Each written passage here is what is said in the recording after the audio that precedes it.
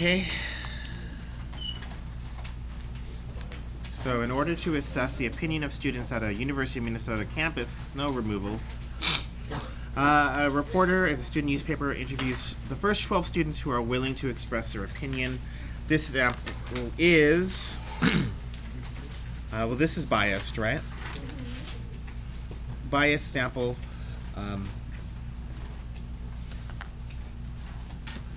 What can we say? This is a biased sample.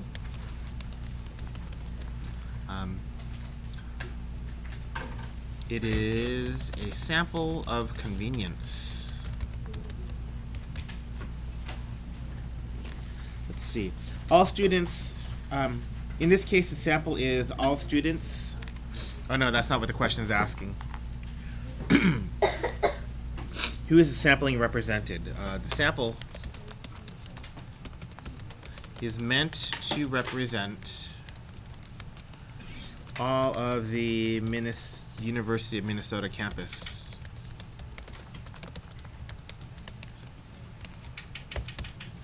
So that correct answer is D. It says C? Oh, the sample. Sorry. Sorry.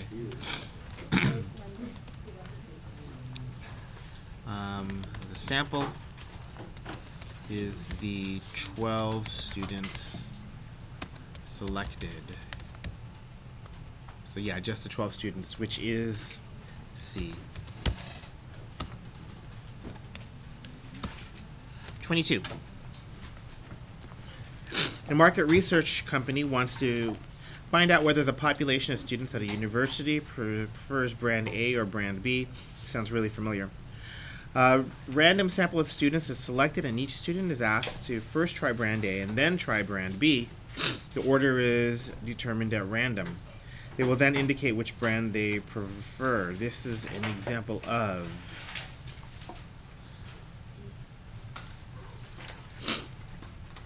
Okay, so is it an experiment is the question. So were there were there treatments assigned to each group?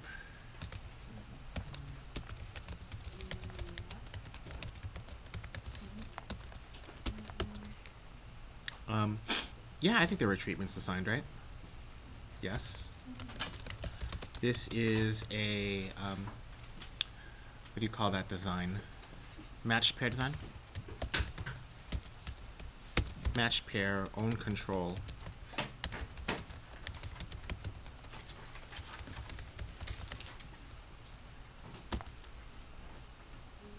Okay. Yeah.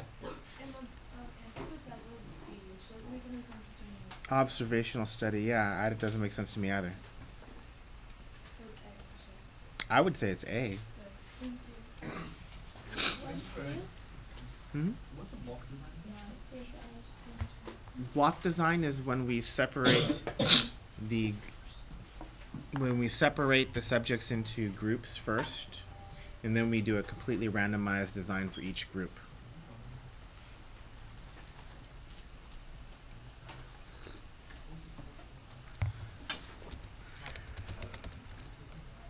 Wait, what's a stratified sample design? Stratified sample design is nonsense. Didn't we learn stratified? We learned a stratified sampling, but it's not an experimental design. What's stratified sampling? What's stratified sampling? There's stratified sampling, but it's not a design for an experiment. I'm asking what's stratified sampling. A stratified sample is when you separate the population into groups, and then you take a representative sample of each group. Hang on. Block design and separates the subjects based on an unavoidable source of variability.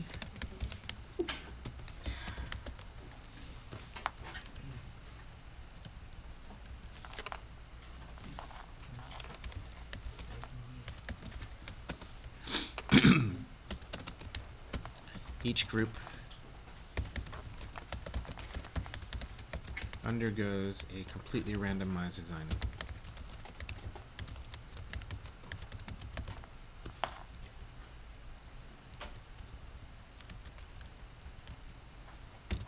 What was the other one? Stratified sample? Yes.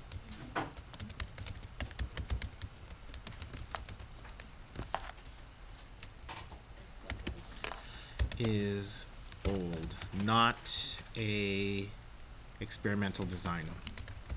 So what was the one that? Hang on. A stratified sample separates the population into groups, and then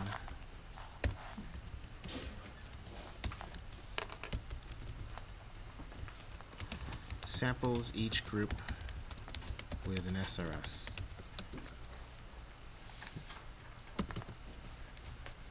Nicole. Oh, no, no, Okay. Okay. Yeah, so if they ask you if the experimental design, a stratified sample is not an experimental design. It's a sampling technique.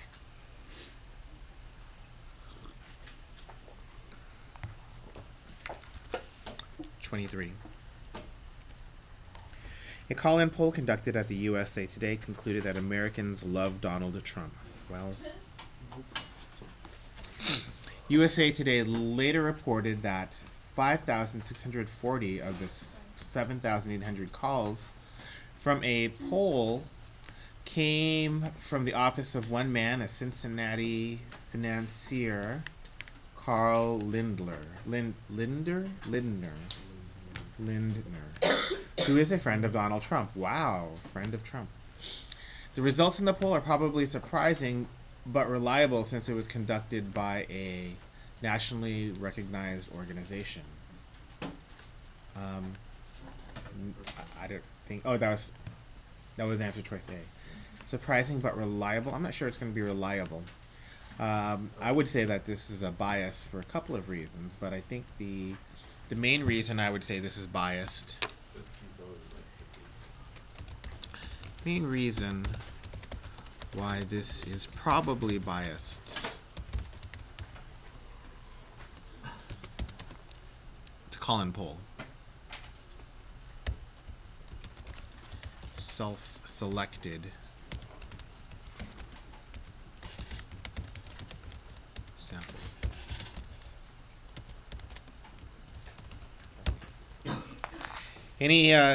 Anything that requires the self-selection probably is not reliable. Probably contains bias.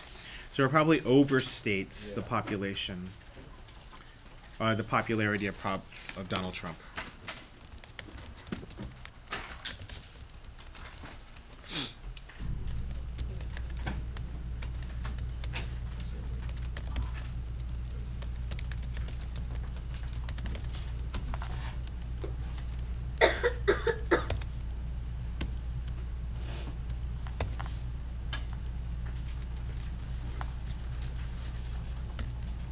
Okay, any questions on 23?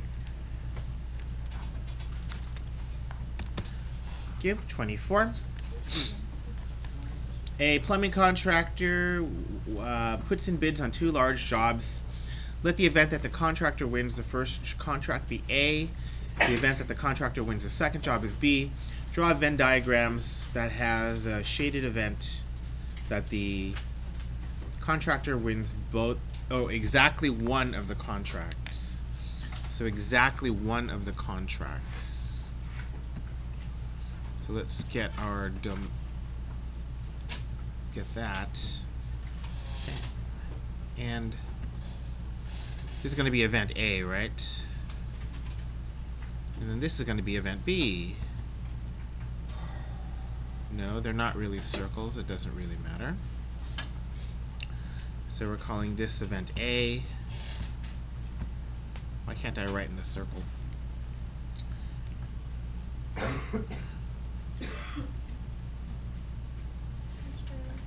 Mm-hmm. Another probably the answer is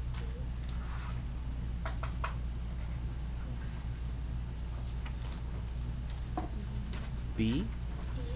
D, yes. Okay, let's just remember that in the middle here, the the plumber wins both jobs. So whatever we do, we cannot shade the middle. In the outside here, this is a plumber wins neither of the jobs. So we're not supposed to shade there. This section right here, this is a contractor wins job A, but does not win job B. So this is part of the ones we're supposed to shade. This is kind of difficult to do with the mouse. And this one over here is the contractor wins B but doesn't win A. So this should be shaded as well. I don't know why I made these circles so big now. It's so difficult to shade. Look at that mouse control. That's right.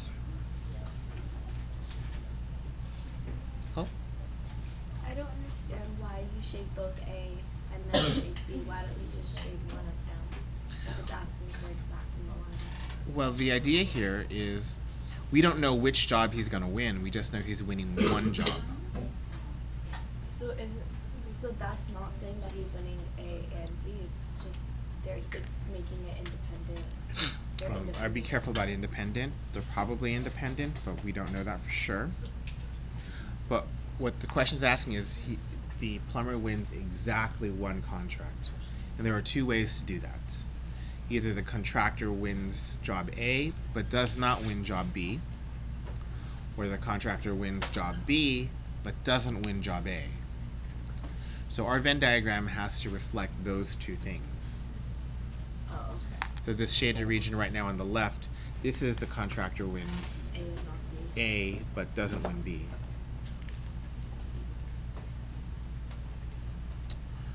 Okay, let's get to 25.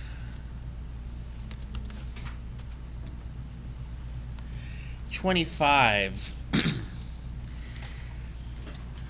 The event A will occur as 0.5. The event B will occur with a probability of 0.6. The probability that both events will occur is 0.1. What can we conclude? Let's go ahead and just make a diagram of that. A complement, total,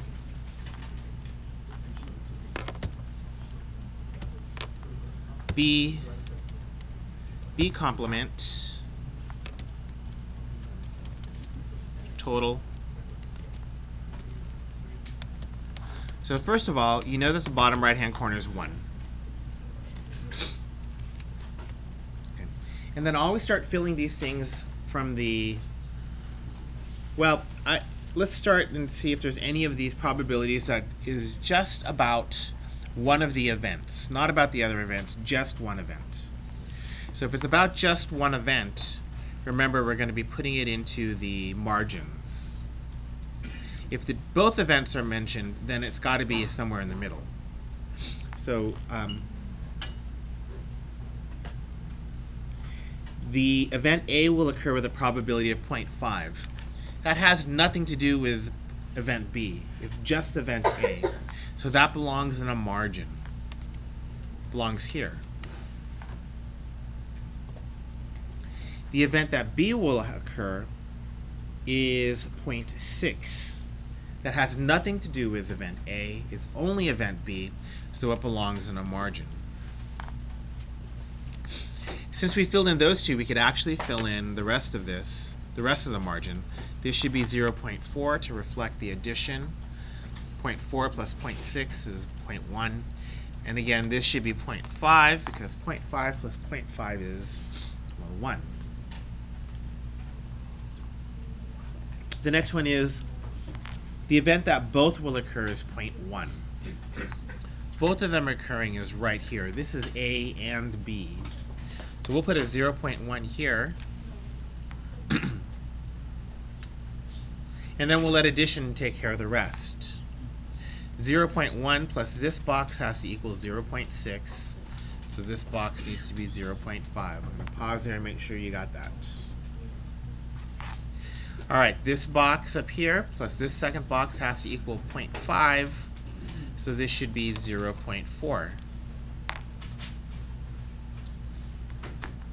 Okay, reading across. 0.4 plus this box has to equal 0.4. So this has got to be 0. That's our entire probability chart. Okay, are the two events independent? So let's check that. A, independent. Independent if probability of A times the probability of B equals the probability of A and B.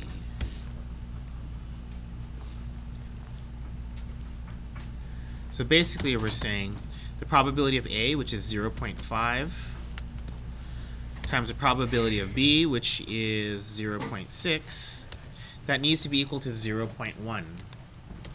And unfortunately it's not.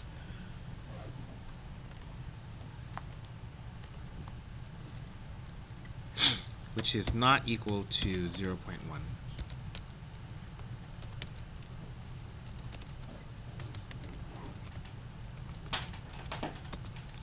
A and B are not independent.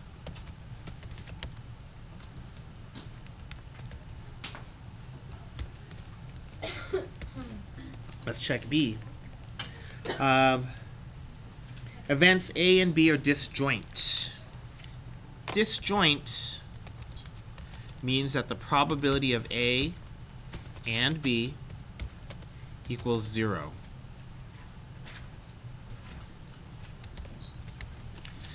Since the probability of A and B is equal to 0.1, which again is not equal to 0, A and B are not disjoint.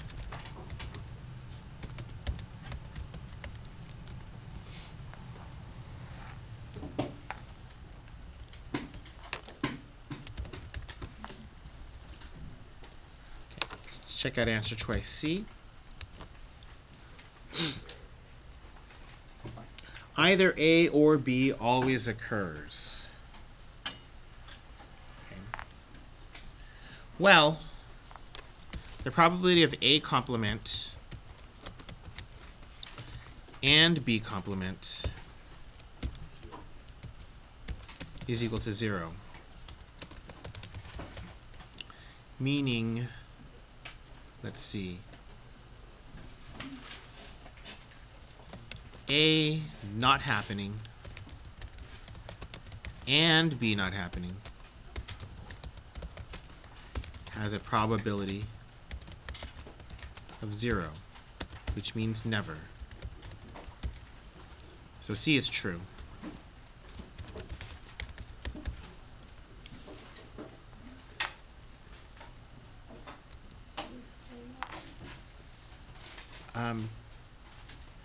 Well, what does the 0 here mean? A complement and B complement. Good. What does A complement mean? Not A, not B. So that means that either A has to happen or B has to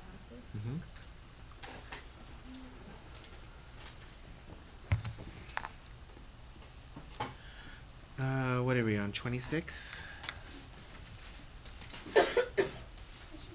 Mm-hmm. So, can you have to write this down, but can you quickly say, like, the definition for independent? Because, like, I get it, but I sometimes get it, a little bit mixed up. Independent means that the probability of an event happening remains the same regardless of what happens with the other event. Thank you. Okay, a stack of 4 cards containing 2 red cards and 2 black cards. So we're going to select 2 cards one at a time and do not replace. Okay. It's fair. That should say B not happening or the. Yeah, it should. Thank you.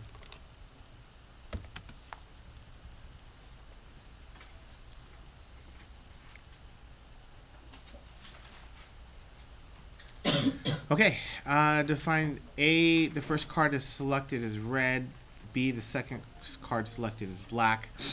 Are they independent? No. No, they're not. If I know that the first card is red, does that change the probability that the second card is black? Yes. Since probability of A is not equal to the probability of A given B,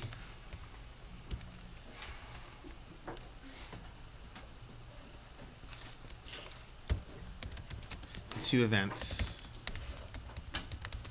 are not independent. Don't we know that because it says you don't replace it? Yeah, that's a really big clue. B, are they disjoint? Is the probability of A and B equal to 0? No. Okay. Well, it's not equal to 0. It's not equal to 0 at all.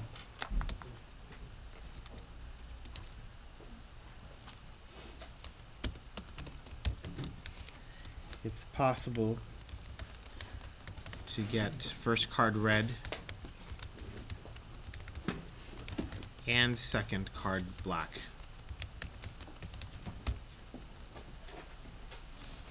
So they are not disjoint. Mr. Pereira, what is the disjoint again?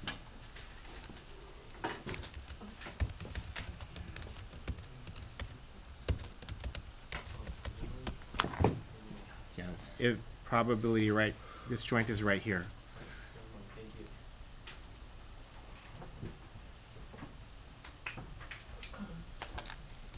C, are they complements? Do they add up to 1? How do you know? No, they don't add up to 1. How do you know? Hmm? Because we don't have the number. Oh, okay. C, the two events do not have complementary probabilities.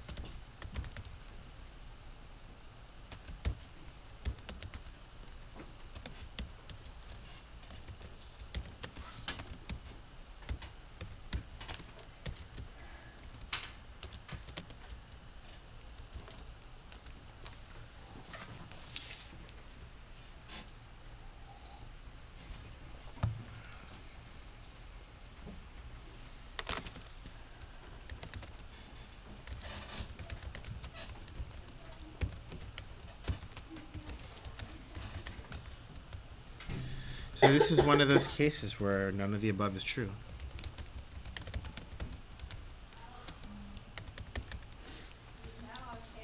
I know you hate bubbling that one in, but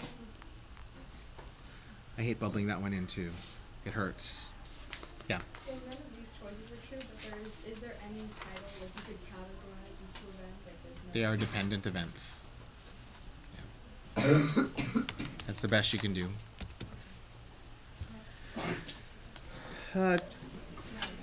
Event A occurs with a probability of 0.3. Event B occurs with a probability of 0.4.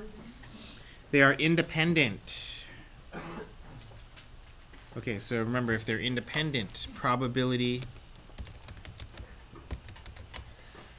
So the probability of A and B needs to be equal to the probability of A times the probability of B.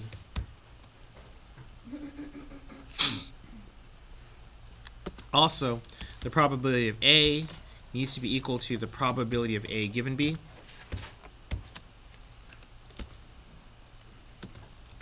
Also, the probability of B is equal to the probability of B given A. All three of those things mean independent. Any one of those things will prove that the other two are true.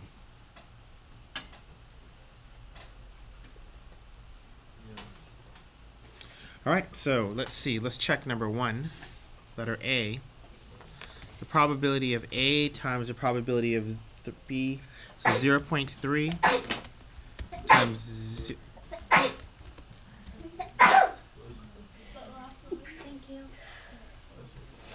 So A is true, right?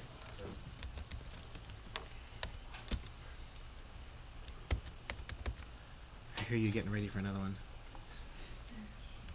Me? Yeah. No? I thought I heard you getting ready.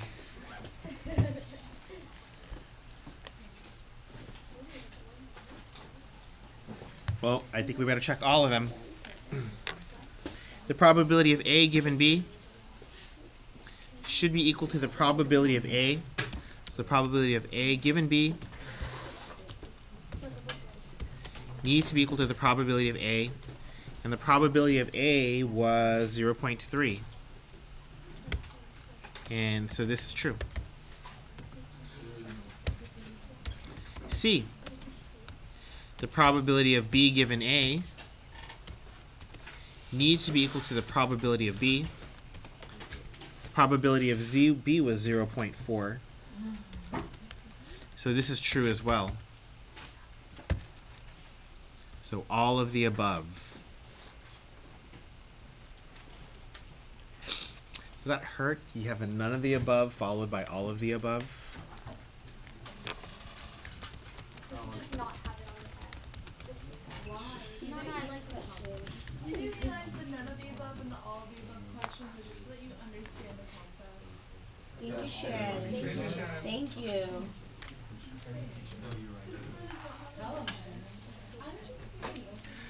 All right. Ignoring twins and other multiple births. You're taking a 2-minute break. Yeah, we can take a 2-minute break. Let's take a 2-minute break. I do want to. I thought you were being sarcastic. Okay. What? I thought you were kidding when you said that. Why would I kid? I don't know. He doesn't joke. I have no jokes. I'm glad you're. No jokes at all. None.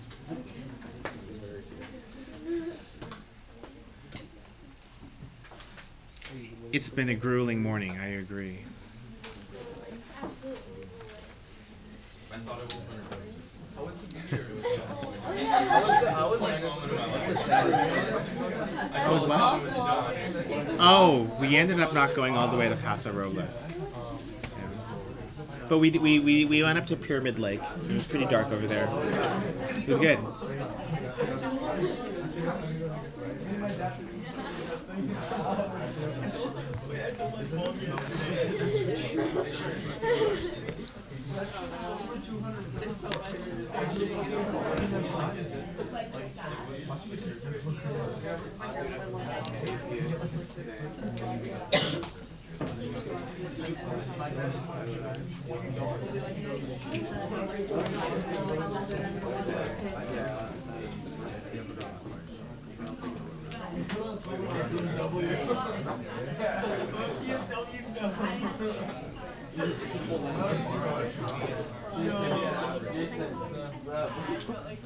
Ready for a nail practice this week? Oh yes. I didn't bring my stuff. I mean, we can shoot a bro. We got that AP basketball final. Oh, Friday. I mean, you want to practice too hard. For work right now? Huh?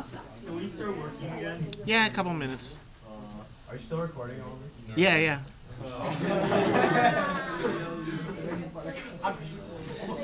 Let's see, 20 seconds of the... Oh,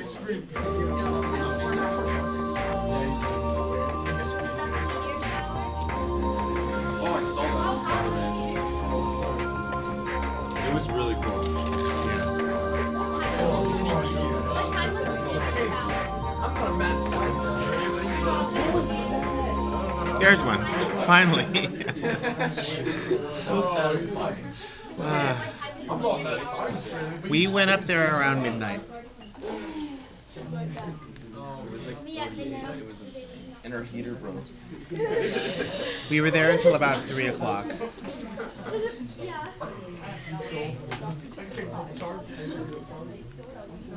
Okay, I think that's our 2-minute break. Let's look at 28. Ignoring twins and other multiple births, assuming babies born in a hospital are independent with a probability that a baby is a boy and a probability that a baby is a girl is 0.5. The probability that at least one of the next 3 babies is a boy I remember this question. is equal to the probability at least one boy is equal to the 1 minus the probability of no boys, which in our case is equal to, Can you say 1 minus girls? 1 minus probability of girls. Is that the yeah, same thing? 1 minus the probability of all girls, which is equal to 1 minus 0.5 times 0.5 times 0.5. I remember this question. I got it wrong. It was a little different on the test, wasn't it? Yeah. I still got it wrong. Yeah. This is slightly different than the one on the test. Because on the one on the test was all three were the same sex, which would be either all boys or all girls. 29. The probability density of a random variable x is given in the figure above. What's the probability that x is at least 1.5? And I think I'm going to screenshot this one.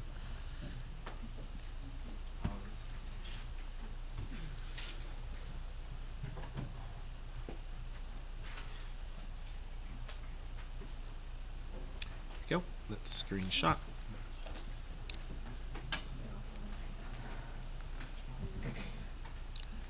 This is the best part of using OneNote right here. Okay, so the probability of at least 1.5, that's going to be area. So what is this area?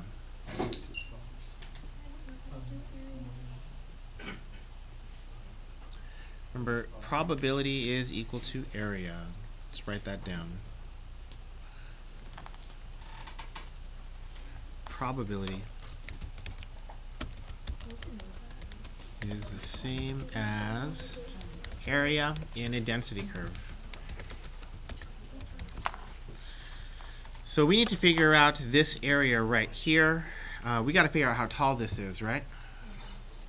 How do you know? Okay. So let's remember that this is a rectangle, and the area of the rectangle has to be equal to 1.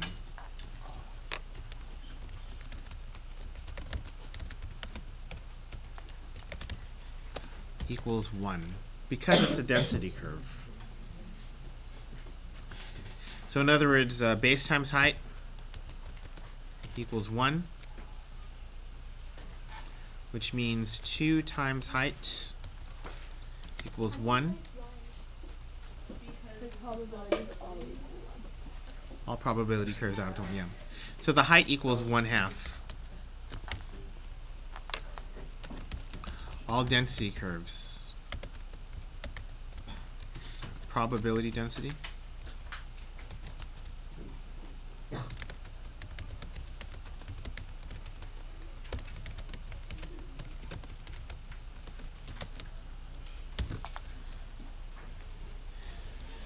Good question that we just talked about. Okay, so the height is 0.5.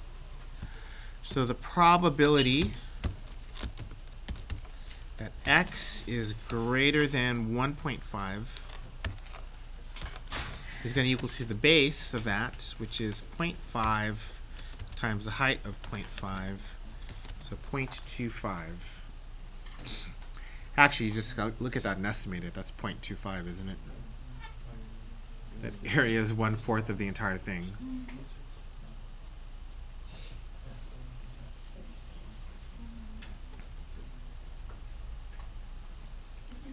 Mm-hmm. Just out of curiosity, this is part of chapter 7, right? This is. Thank you. Oh, so is that greater than or equal to the very bottom? It doesn't matter.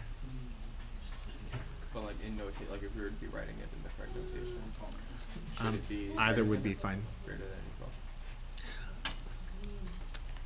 Either would be fine. Good to know. And only because it's a continuous probability distribution. Okay. Yeah. You got that by subtracting the number from 1, right? Which one? Just subtracting 1.5 from 1 and then 1.5, right? No, no. But the To get the length here, it's the length from here to here. Okay, this is, the x coordinate is 1.5. This is 2. 2 minus 1.5. Okay, we're on 30. So suppose that there are 3 balls in a box. One of the balls is the number 1, on the other one is the number 2, and the other one is the number 3. You select 2 balls at random and without replacement from the box. The sample space contains 3 equally likely outcomes. First ball 1, first ball 2, first ball 1, first ball 3. I'm sorry. You get a 1 ball and a 2 ball. You get a 1 ball and a 3 ball, or you get a 2 ball and a 3 ball. X, the total of the 2 balls selected, has the probability table above. The probability that X is at least 4, well, you didn't even have to read all of that. Question 30. The probability that X is at least 4, that's greater than or equal to 4, right? That's going to be the probability that X equals 4 plus the probability that X equals 5, which equals 2/3. Because you do 1/3 plus 1/3. 1/3 plus 1/3, yeah.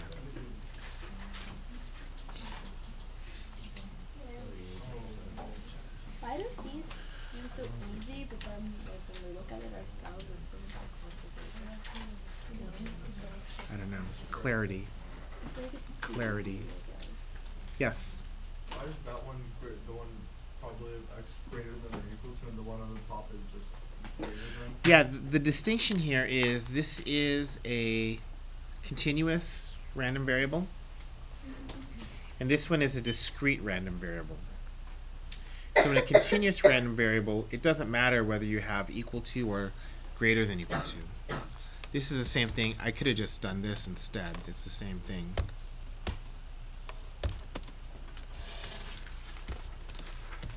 They mean the same thing in a continuous probability distribution. But in a discrete probability distribution, the greater than or equal to means something completely different than strictly greater than. Yeah. Alright, so whenever you have a discrete and it's greater than or equal to, then you do the number plus the number above. All the numbers above it. All of the outcomes above it. Okay, I think 31's pretty easy, so let's just kill that one and then be done. Which box has a greater median? Box A has a greater median. Median line further to the left, to the right. Which box has a smaller IQR? Box A.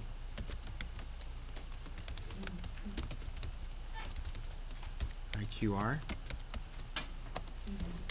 The box length is shorter.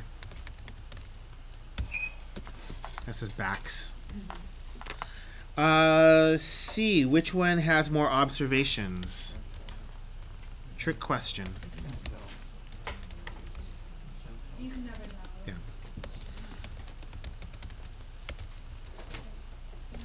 How many observations? Based on a box plot.